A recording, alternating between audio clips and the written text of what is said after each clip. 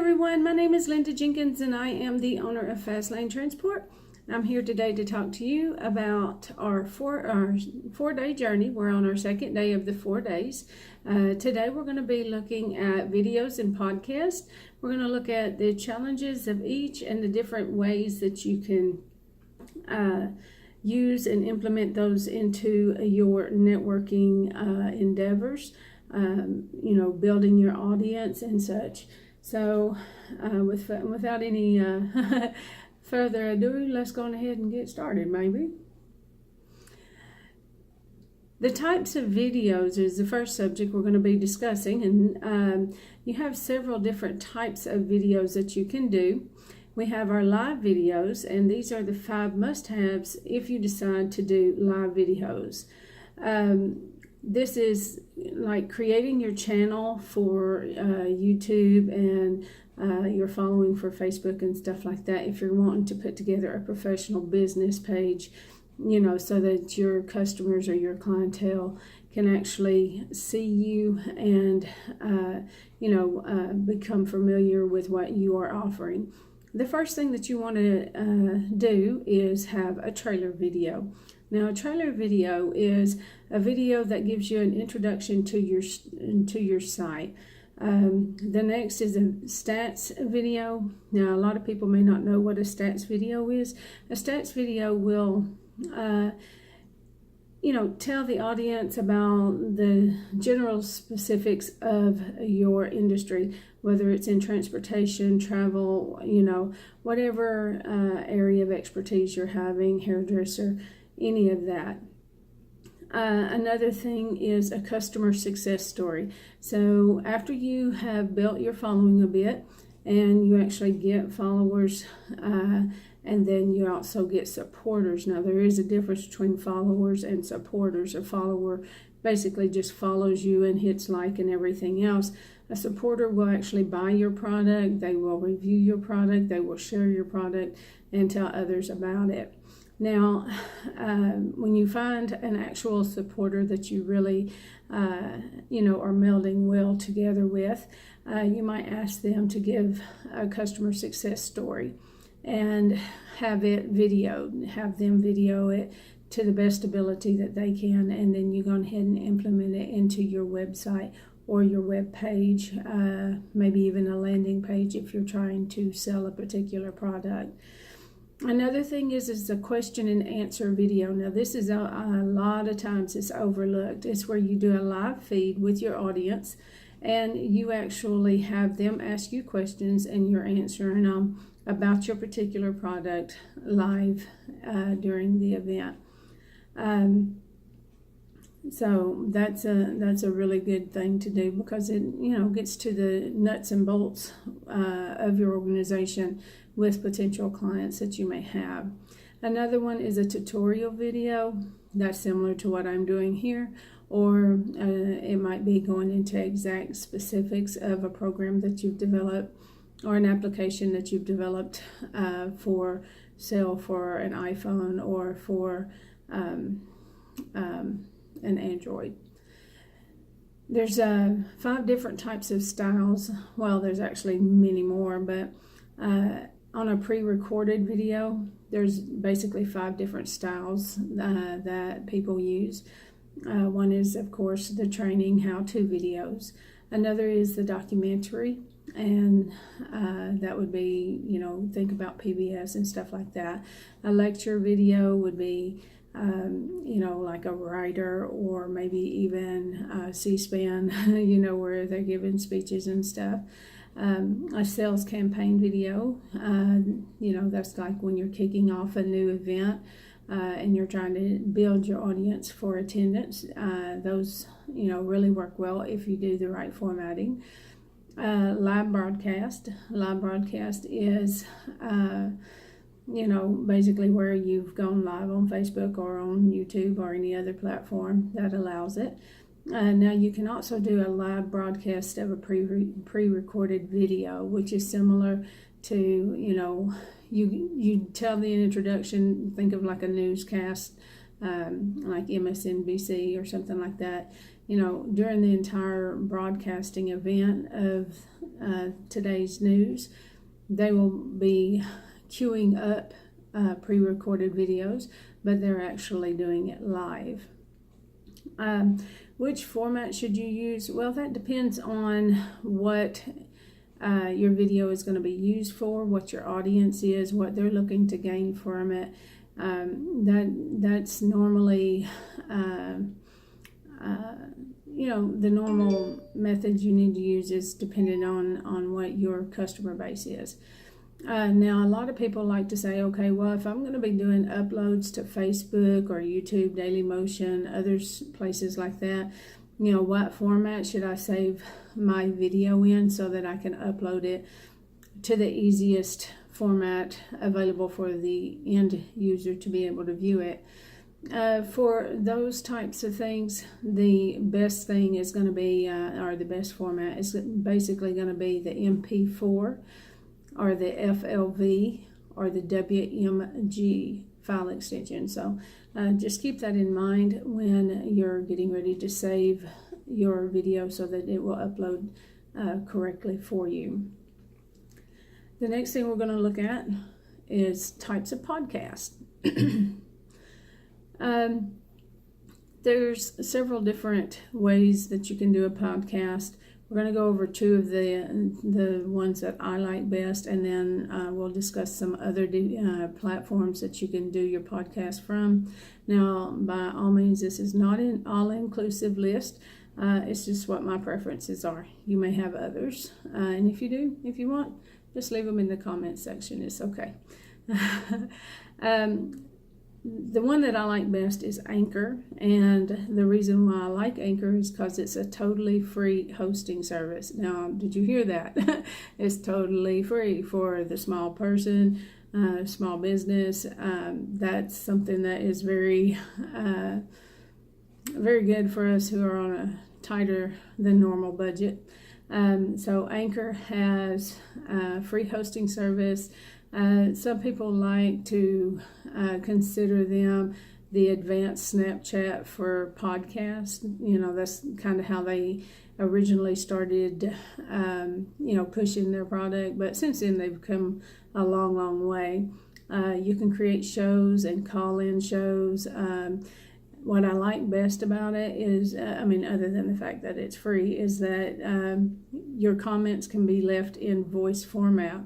And then also it's easy to monetize off of it because you can actually, do your selling of your products as you're interviewing other people. Y'all can discuss it there live for them. Another version of the podcast would be on Google Podcasts.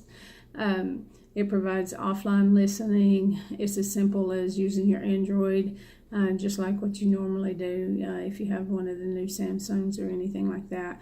It's just, click and point, click and select it,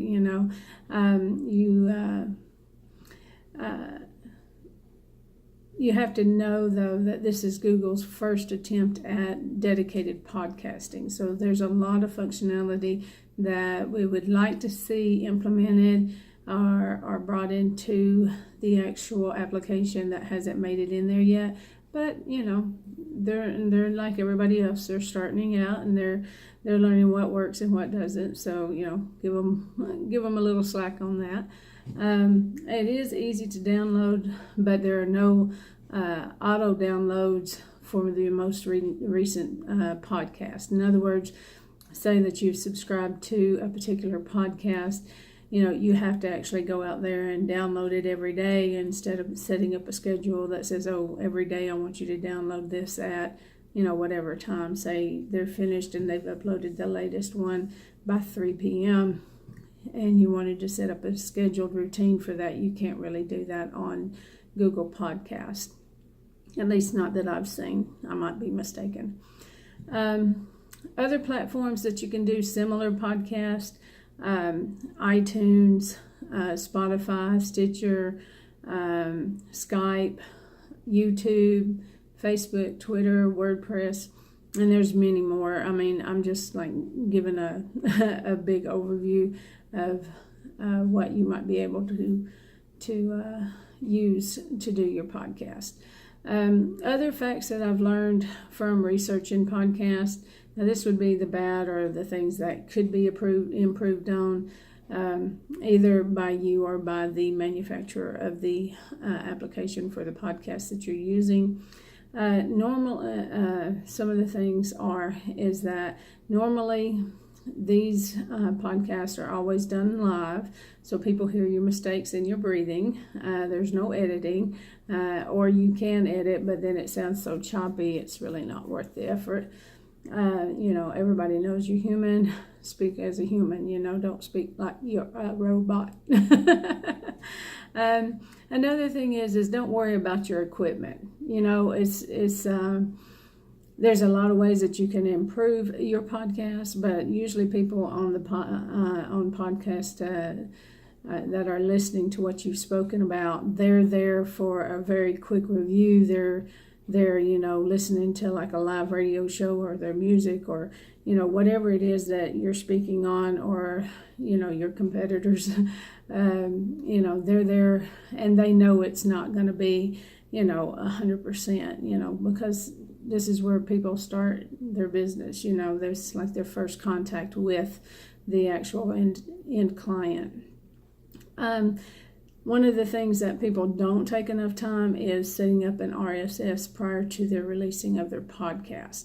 A lot of people, they like to take and set up their host site, and then they move that over to like WordPress, and then they shoot it out to iTunes. That's a pretty normal routine. So it does take some learning time to get everything set up and learn exactly, okay, do this step, that step, and get familiarized with what the process steps are in getting it out to your initial clients. Another thing is because you're doing this on the fly in a lot of cases, you're not taking the opportunity to network with your other podcast. Google Plus and Facebook are excellent resources for, looking for groups of people that do live podcasts and actually want to get more following of other podcasters, so that you can have them on your show and you can be guest on their show, but vice versa. Then you're leaving a lot of money on the table by not networking with the other people that are in your podcast industry. Another thing that a lot of startups like to do, and to a certain extent I've been guilty of this as well, and Lakeisha, I'm sorry, but I mean, you have such a good plan, girl. But anyway, she's my mentor, and don't copy your mentor 100%. I mean, yes, you can take ideas, you can build off the ideas that they give you, but they're on a different journey than you, and you have two different goals of where you're wanting to go. They may be in the same line as you are for right now, but that doesn't mean, 5 months from now they're going to be on that same directional goal as what you are. So be unique, and push yourself, promote yourself so that you get the best following and the most loyal following that you possibly can. I mean, if you are the same as somebody else, then what makes you unique? I mean, you can't copy somebody 100%. Again, one of the other thing, and that's the reason why I touched my nose there, is over editing. Okay, just don't do it. You are human. I am human. We are all human beings, and we all make mistakes. We all make breaths. We all have to think about the question that we're going to ask or the answer that we're going to give. whenever we're asked right there on the spot, you have to take that little bit of time. So don't edit out all of your, blank airspace. Leave some of that in. Maybe like just then I had a little ding. Let that ding happen. It's not going to kill you. Not unless it's strapped to a bomb, that is. But no, we're all human. We all know things happen. Just work with it. I mean, yesterday's broadcast was a prime example for you of what my problem was. I was sitting here with the AT&T guy trying to get my internet up and running. He was late. And then on top of that, he didn't get completed in time. So boom, I had to go on there and I looked like, So, I mean, life happens. Roll on. Be good with it, The next thing is that people want to go live immediately without pushing for an episode 0. Or an episode A or B or C, any episodes that, help you build your confidence in your speech to your clients. Before you actually go live for real, you should actually send your episode or your fake episode or your practice episode, however you want to think of it, over to some of your friends, ones that you trust that know the industry that you're trying to market to. Allow them the time to give you good feedback, even if it's negative. Negative feedback will fix you the best. If you're having certain issues, stuff that you've never actually realized that you're doing, they can point it out. It'll save you a lot of embarrassment. So please have an episode 0 or A, B, and C, or however you want to do it before you start your episode 1. And then as a marketing strategy, when you get to episode 50 or you get to episode 75 or 100, release one of those terrible videos. Show people, hey, this is where I started. This is where I'm at today. With practice, you're going to get there too. Get there, take it one day at a time. It takes time, So there's you something that you can market as well. And remember, breathing.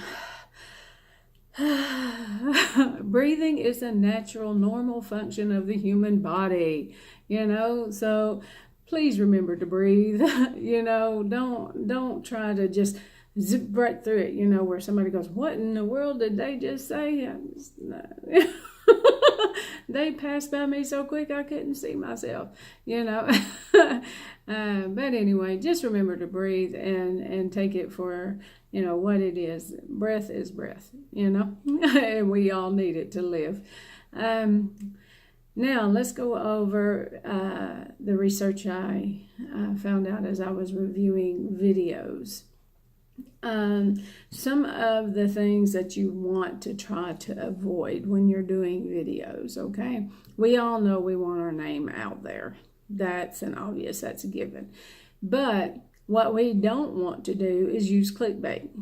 And when I'm talking about clickbait, I'm talking about when you go on to somebody else's page, or not page, but someone else's actual video that they posted. And everybody's seen them. They normally come from overseas. I'm not going to say which countries, but they'll say, hey, do you want to be my friend? Or, hey, I know a prince of such and such that needs you to help us. You know what I'm talking about, guys. Come on. All right. Don't be using that to run up your numbers. You might get more views, publicizing your video underneath somebody else's, trying to point out the differences and all of that. But, they're not going to be loyal to you. They're going to see you as being negative, and you don't want that. You have one opportunity in this world to give a first impression, and the first impression that you give is the one that you want to be the best. You know what I'm saying? So don't be using clickbait. That's just that's not very nice. Get your own following. Work like everybody else did and build that up.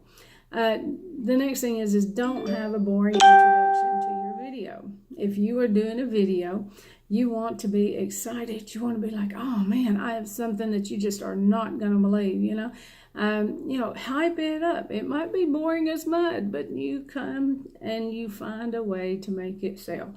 Remember yesterday we did those breathing exercises. And then we also did the hand shaking and all of that stuff. Do that. Jump up and down, dance, do a silly dance like the 3 or 4-year-olds, like we talked about yesterday. Do something to get your video excitable to the clients that you're trying to meet. Otherwise, within the first 15, 20 seconds, if you don't, they're going to be gone. And you're going to lose those opportunities. So get excited before you actually get on the camera, and then you'll have a better chance of winning that next sale. The next thing is a lot of people have a problem with actually looking into the lens and not the actual camera. Okay, if you are actually using a camera, you'll want to make sure that you're looking at the proper spot. Okay, look in the lens, make eye contact with your people on the other side. It's one thing to always be checking yourself, but don't go overboard. And the next thing is don't spam. Don't go out there and spam, all of these blogs and stuff like that, like a lot of people do. That's not nice. Be nice to your other people who are trying to also, increase their sales and, have their business take off the ground as well. So anyway, that's it for today. Again, my name is Linda Jenkins, and I'm with Fazlane Transport. If you'd like to reach me, my email address is fazlanetransport@gmail.com, and that's spelled F as in Frank, A as in Apple, Z as in Zebra, Z as in Zebra again, LANE transport@gmail.com. If you have any problems, questions, or even comments, just give me a shout over there, or just leave your comments below. Please remember, as always, like and share this video. That's how everybody gets to know the new people in the community, and I'm fairly new. So thank you so much. Y'all have a wonderful day. Please keep it between the lanes, and be safe out there on your next journey. Thank you for joining me. Bye.